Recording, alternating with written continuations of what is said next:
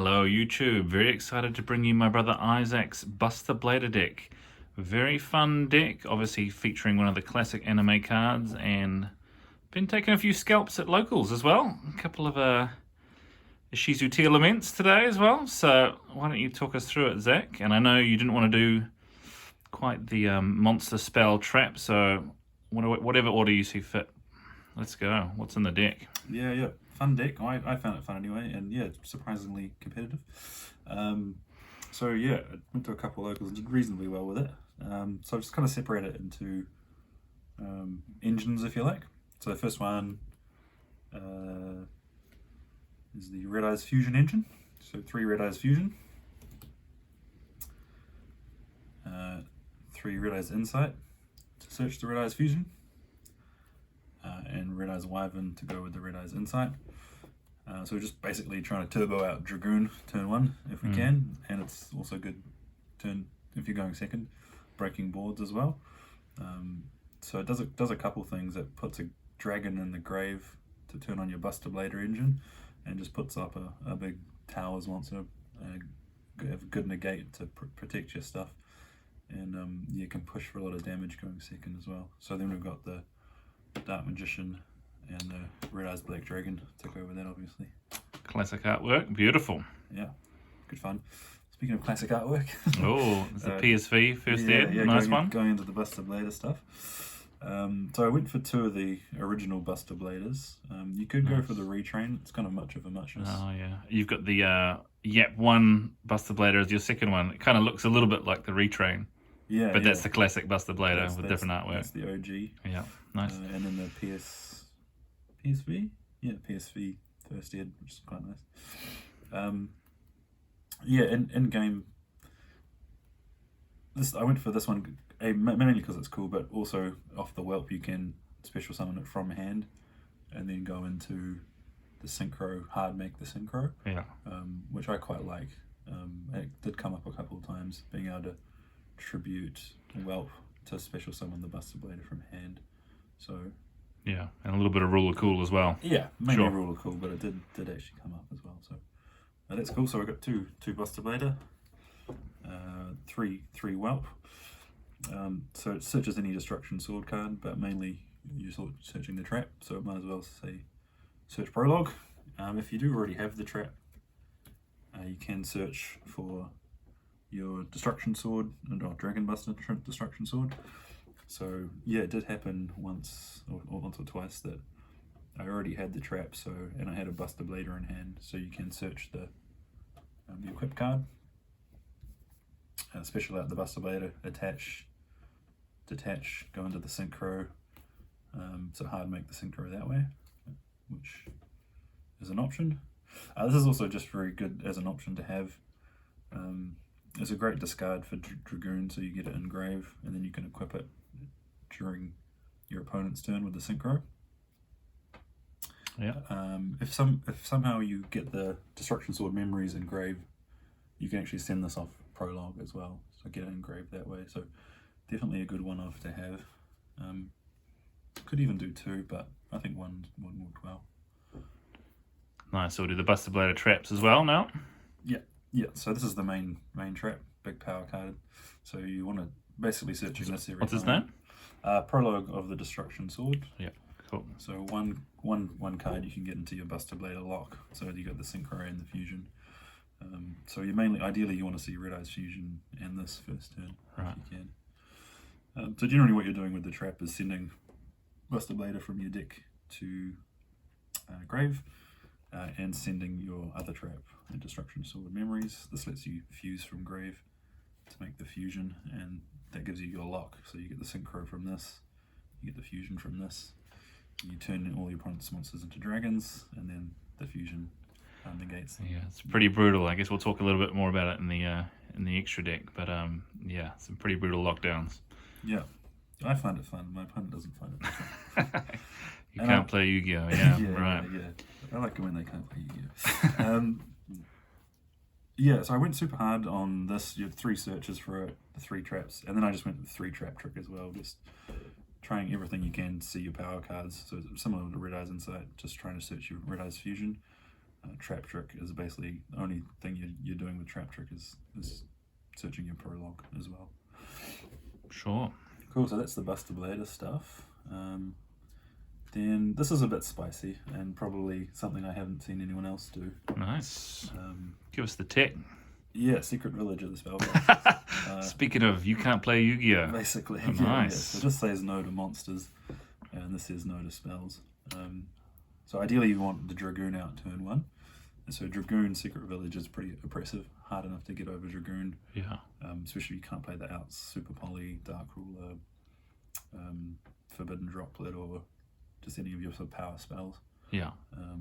Quite funny. And the reason I really I guess you got terraforming there as well. Yeah, I'm just trying to max out all these maxing out on all the chances of seeing my power cards basically. Sure. Even it seems like a bit overkill with all the searches, but these are definitely the cards you want to see, so why not get your best chance of seeing them.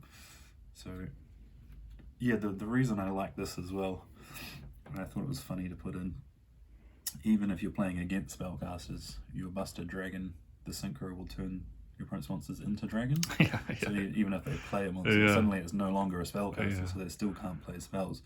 So it's quite funny when someone, normal's an effect veiler and then realizes that they still can't play spells. Yeah, some pretty brutal lockdowns with those extra deck monsters. But yeah, what's next? Is your general cards? So Dogmatica package next. Oh, I see. So 3 Nadir Servant, very good card. And then the Ecclesia and the 1 Fleur-de-Lis to go with that. Yeah, really good power card, Nadir Servant, obviously. This works really well with a few things in the deck. You need a lot of time to get a Dragon Engrave for your trap to work. So this can put a Dragon Engrave that way, just go straight from the extra deck to the grave. It also searches your Ecclesia, which is a good sort of turn 2 follow-up. And these being spellcasters work well with the Secret Village. And yeah, certain other engines you couldn't play when you draw Red Eyes Fusion. This one you can. So you can Red Eyes Fusion and then still play Nadir Servant to send Garura or a dragon to grave. So you can still get some advantage off of this engine while still playing your Red Eyes Fusion. And you've got good follow-up for next turn, going in for more damage with these two. Nice. So now we've got the staples, do we? How many engines can we have? Yeah, how many can we fit in? We've got one more engine. I see. Yeah, so just a small branded engine as well. So Branded Fusion is a very powerful card. It's actually not the most powerful card in this deck, or in this build. But it does do a few things. So we've got the 3 Branded Fusion and the 1 Fallen of Albaz. Sure. So you can't play Branded Fusion with Red Eyes Fusion, but it's a good turn 2 pushing for damage. So if you've got both, I would play the Red Eyes Fusion, save this for turn 2 so you can push for some more damage. If you don't see your Red Eyes Fusion, this is a good way to get into Dragoon turn 1, or put a Dragon Engrave as well to turn on your prologue trap. This is also quite funny, Fallen of Albaz with Buster Dragon, because you can contact fuse into your Albulenitus, so Buster Dragon turning everything to dragons, then you could just normal summon or set this, and then contact fuse away all of your opponent's monsters, and they can't do anything about it, which is, kind of a funny option to have as well. Yeah, some spicy combos. Yeah, so they all kind of work well, those engines together, a bit of synergy with them. And then the last stuff is just, this is mainly a going first deck, obviously. You've got the traps. So the last few cards are just some going second cards, because you don't always win the die roll. And I opted for 3 Forbidden Droplet. So yeah, Forbidden Droplet, very good with Red Eyes Fusion. Rip the Red Eyes Fusion. If they chain something to it, you can chain Droplet to send the Red Eyes Fusion, and something else to negate a couple of their monsters, and then you swing in for a lot of damage with Dragoon, still popping for the original attack. So it's a very good going second card. It actually does work pretty well going first, or if you draw it in later turns as well. It's just quite a balanced and really useful card. And then the last one, just a Harpy's Feather Duster. Good going second card, good against spells or traps, and I kind of wanted a main deck out to sort of nasty spell and traps. So I didn't like the idea of if I come up against something that there's nothing in my deck to out it. So one Harpy's Feather Duster to round off the deck, and that's 40 cards. Nice. Well, let's get through your extra deck, maybe take a quick look at your side deck, and then we'll ask you how you've been getting on with it as well. Yeah, cool. Yeah, so the idea with this was trying to keep it small as well. Keep the engines as small as you can. So you just get more chance. Keep it to a 40 card to see more of your power cards more often. It's a nice Buster Blader playmat you got as well. Yeah, and theme. Had to. So yeah, extra deck, 2 Dragoon. 1 to go in off the Red Eyes Fusion, and then you can go in off your branded plays and go for a second one. So definitely want 2. Same with your Buster Blader stuff. So you've got the Buster Dragon, and you've got your Destruction Swordsman. So yeah, the trap will basically get you a Buster Dragon in defense and a Buster Bladed Destruction Destroyer Swordsman, and that's kind of your lock there. So yeah, ideally you want turn 1, bring out this, and then your opponent's turn rip the trap and set up this. I normally wait for my opponent to commit to the field. That's one thing. So it turns off imperm, so they can't imperm you if they've got a monster on the field. But then this guy also does piercing damage, so you want to get some damage in. So if you wait till they get a monster, you can chain the trap, and then this guy guaranteed to get some damage. They can't imperm you, and then yeah, it's just a good way to go. Nice. Some fun bosses there. What else we got? Yeah, so that's your main stuff. That's what you're going into every game. And then your branded stuff. So turn 1, you want to be going into Libellion. So you can send. There's a couple of different routes you can go. You can send your Fallen of Albaz and this one just to get this engrave. If you need a dragon engrave, you can banish the Fallen of Albaz, and then for your trap equip this. So that's one route you can go. If you've got some other way to get a dragon engrave turn 1, you can go for Dragoon by sending your Dark Magician. So you end up getting to your Dragoon through the branded place. Nice. So turn 1 you're going for him through your branded. Turn 2 you want to go for your Albion. Because he can attack the turn he's summoned, and you don't have to discard a card, so he's better for pushing for damage turn 2. And you can send 2 of him just because you can send him for Nadir Servant turn 1 to search your branded fusion, and then on your second turn play the branded fusion and go and do your second one and push for more damage. So that's why there's 2 of these. And this guy can bounce himself back as well if you're going into your Mirror Jade, so that's another play you can do turn 1 or 2. So he just adds a bit of power. Didn't actually come up that much, so he's not super essential. You could potentially cut him, but I just liked having the option. Sure. And then yeah, the last branded card is the Albulenitus. So you can send this off Nadir Servant to get a dragon engrave for your trap, and it also will search your Red Eyes Fusion in the end phase, which is good. So a bit of synergy there. And then also if you do normal summon Fallen of Albaz, where you've got the Buster Dragon, you can contact fuse into this guy for some hilarious shenanigans. So he was good. Then your Nadir Servant targets. 1 Garura. So if you're going first, I generally go into this one. Unless you need a dragon engrave, then I might go for Albulenitus or Albion. But if you've got a dragon engrave, go for this. Just get to the extra draw. Very good. Yeah. And the Intis, if you're on your second turn, you've got a problematic card you need to get rid of, just pop up with that. So that's must have as well. And the last 2 are just a couple of links, just link 1s. So these are mainly Striker Dragon is probably the one you want to go into most, because you can link it any level 4 dragon away into that. So those are your possibilities for that. You basically want to get this normal summon your whelp, get the search for the trap, link it off into Striker Dragon, so it gets your dragon engrave and turns on your trap. So it's kind of a 1-card combo, this one, linking it away into Striker Dragon. Normally I'd go for this because it's got just 1,000 attack, so it gives you a bit of extra boost. If you've got Secret Village though, and you don't have another spellcaster, go into this. So if you've got In a pinch, help you out. yeah, and it did come up. Sort of won me a game where I just had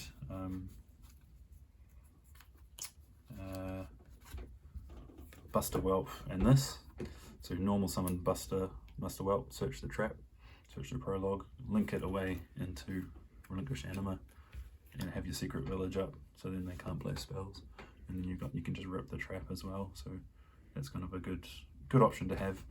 And going second, sometimes people will leave their monsters in the zone this points to, so you can steal a monster going second, which just adds a bit of extra value. So I think that's a good inclusion in the deck as well. Nice one. Why don't we rip through your side deck there Side as well? deck. Yeah, I didn't put as much thought into the side deck as the main deck, so I think it's personal preference, but this is what I went with in the end. Because this is going first, I put a few more going second cards into the side, so just 3 Dark Rule and no more. Yeah, Turn off 6. big boards. Yeah, turn it off with Dark Rule and crash into them with your Red Eyes Fusion, or your Dragoon in general. And 2 Lightning Storm going second if you're versing back row, basically. Here's all the staples. right on the side. Coldmouth Grave is another one. So this deck loses to Ash Blossom pretty hard. If they Ash your Red Eyes Fusion, you're kind of screwed. So this just takes care of that. I didn't main deck this just because I feel like not many people playing Ash Blossom these days. So this is quite a versatile card, so you could put this in the main deck if you wanted to. This is kind of in and out of the main deck, but yeah, you could do that if you're really scared of Ash. If a lot of people playing it at your locals, pop it in, and you can also put in cross out Designator with a couple of Ash yourself if you're really sort of worried about Ash Blossom, because this deck does pretty hard lose to it actually. And the other stuff is just so that's kind of serious stuff, I guess, and the other stuff is a lot of stuff I was thinking of playing and just threw it in anyway.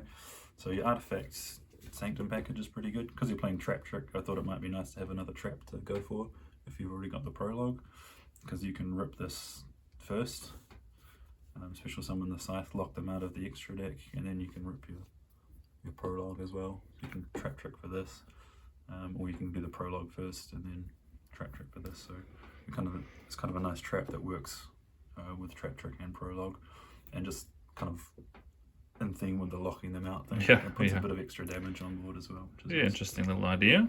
Yeah, so you could do that, side that in going first if you wanted. The rest of the things are just things I thought about. You could play Dogmatica Punishment, search it off your Ecclesia as well, just an option. I opted not to have it in the end, just keep the engine small. Same with that Fallen Elbaz, I was trying to keep the engine small, but you could put a second one in.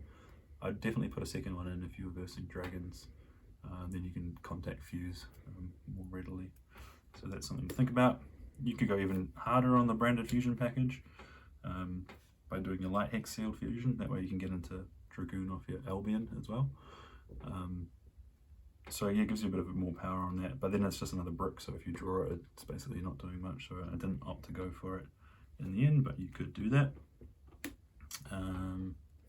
Also this, yeah, I was thinking about playing a second one of these just because it's such a good discard card off Dragoon or Lebellion, because you're getting advantage off it, kind of thing. But I was trying to keep things pretty tight, so I didn't. And the last one was just a trap card. Just got a versatile trap card, Terrors of the Overroot. Get rid of problematic monsters or spells. And the sort of downside of it, if you like, is that you set a card to their field, but you can, it kind of works to your favour in this deck because you can set one of their monsters and then use it to pop it with Dragoon, or to do piercing damage with your fusion for actually more damage. So it's kind of a good versatile trap. If you didn't kind of know, fun as well. Yeah, if you didn't know what else to put in, you can just put these in for a bit of filler. Again, works with Trap Trick, just another trap to go for Trap Trick. But yeah, some ideas, but I think the main deck worked pretty well actually. Yeah.